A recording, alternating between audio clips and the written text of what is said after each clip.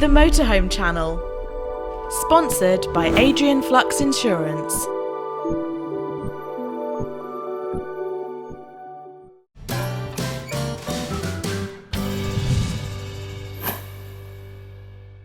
We've just seen three cracking examples, but we're now going to have a look at the super premium end of the market in the shape of the Endeavour from RS Motorhomes.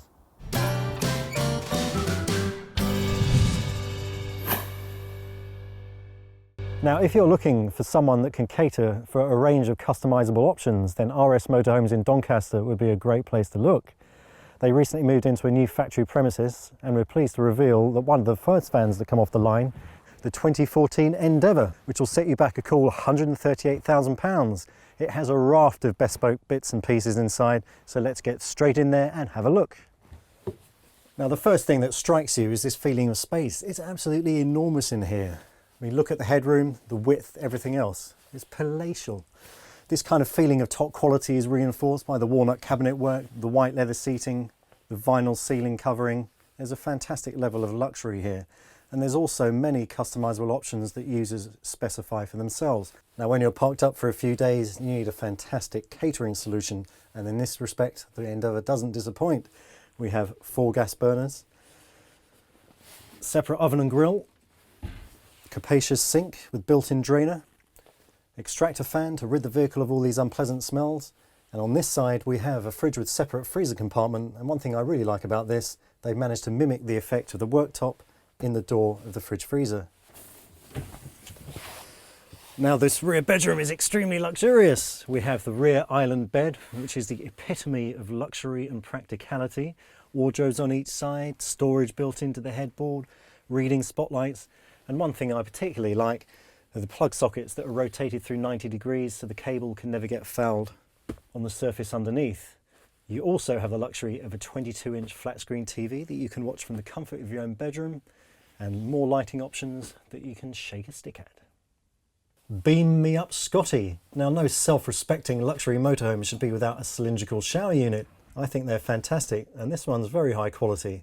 Now, the luxury spec continues with the salad bowl hand basin, a lovely toilet, heated towel rail, roof light, task lighting, and everything else. And a particularly nice marble effect floor that picks up the finishing in the front of the vehicle. Now, if you're worried that the view in from the bedroom into the shower may be a bit non-private, shall we say, don't worry. You have a door here so you can protect your modesty at all times. Now, anyone that thinks this is just out and out luxury for 2 people, you couldn't be more wrong. There's another enormous double bed in the front here. It's transverse, it makes up easily using a pull-out seat space and infill cushions. And behind me in the Luton area, there's another double bed. And what's particularly good about this is that for 2014, RS Motorhomes has extended the depth of the pod to make the bed even bigger. And that makes the Endeavour a true 6-berth motorhome. I mentioned earlier on about the high level of customization that's possible in these vehicles. And check out this television, it's amazing. It just drops down from the overhead lockers straight into place, like something out of James Bond. I love that. That would be the first thing that I would specify. Another great feature that caught my eye was the loudspeaker in the habitation door. Now this, when the awning is deployed, allows you to take your music outside.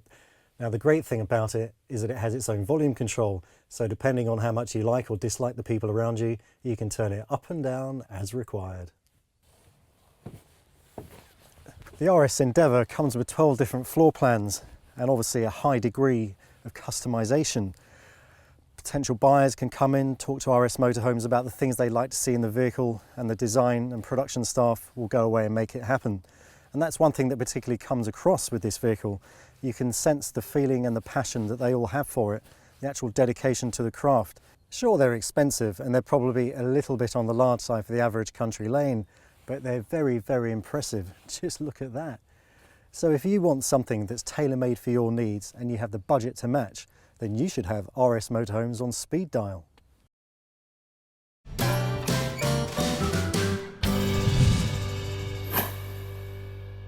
Coach-built motorhomes are one step up from panel van conversions and represent most new vans bought in Britain today. So we've seen a traditional approach from Auto Sleepers, innovation from Motortrek, and all mod cons from RS Motorhomes. For me though, these new Swift Rio vans are really interesting. narrow-body compacts for low-stress touring. Swift has seen the future and clearly believes it's a coach-built one.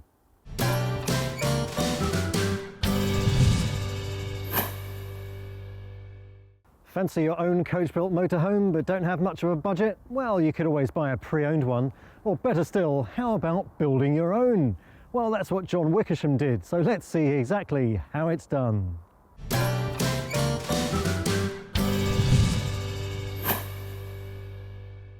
You probably know the name John Wickersham. He writes articles in the Caravan Club magazine and other magazines too.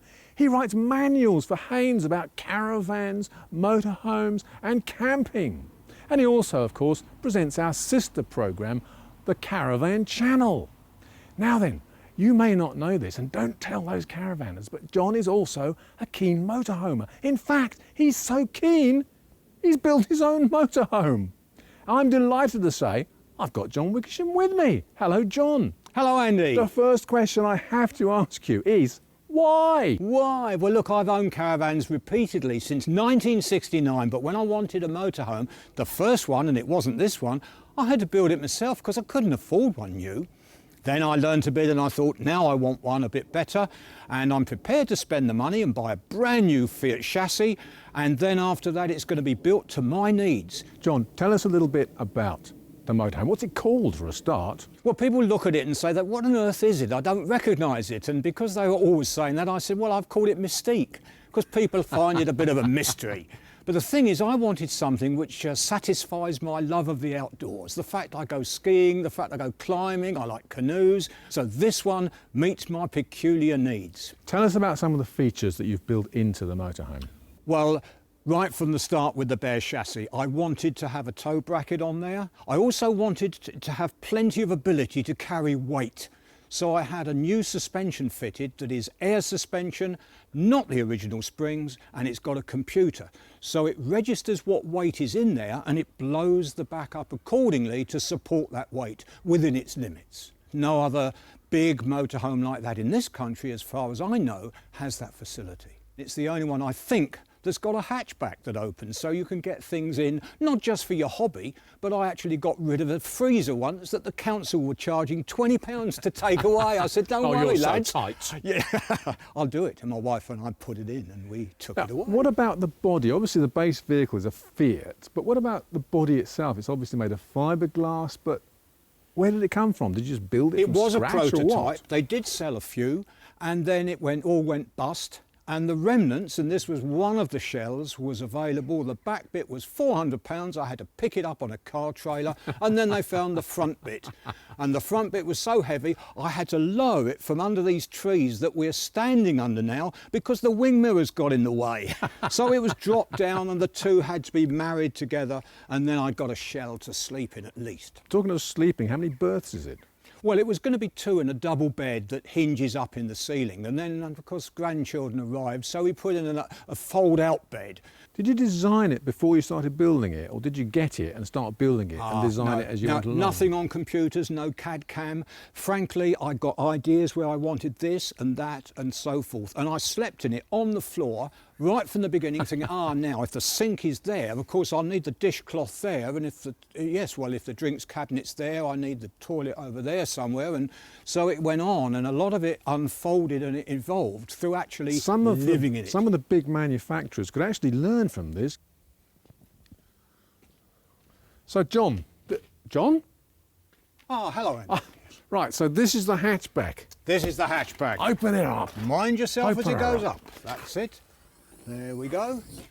John, you've got a kayak in your motorhome. So I have, Andy. I said I liked outdoor sports, but I can This get is- more than this in there. I can get a car in there. I built this to take a car No in the way. lounge. Explain. This folds up, and then the car goes up ramps, and tickety-boo, here it is. This car.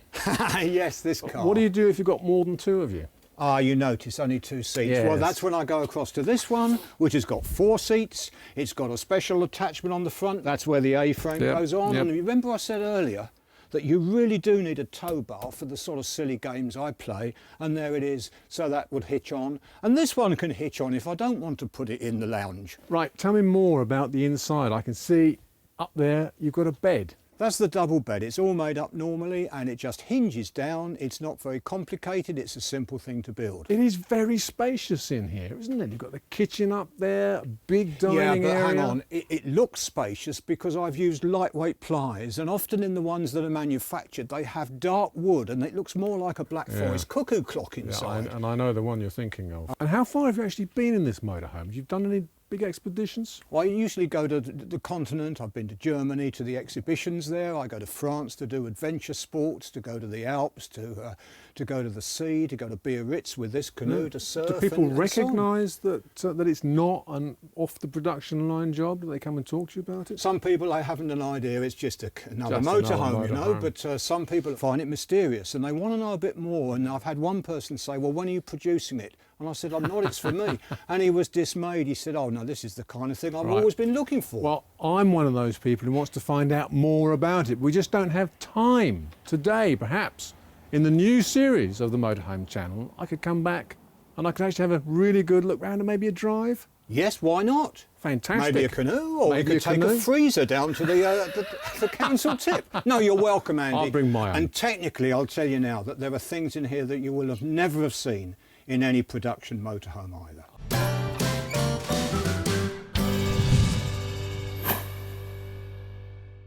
Inspirational stuff from John Wickersham there. Proof that you really can do things at home if you know what you're doing.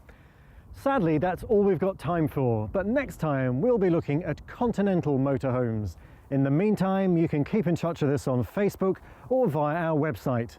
Until then, hope to see you on a site soon, and bye-bye.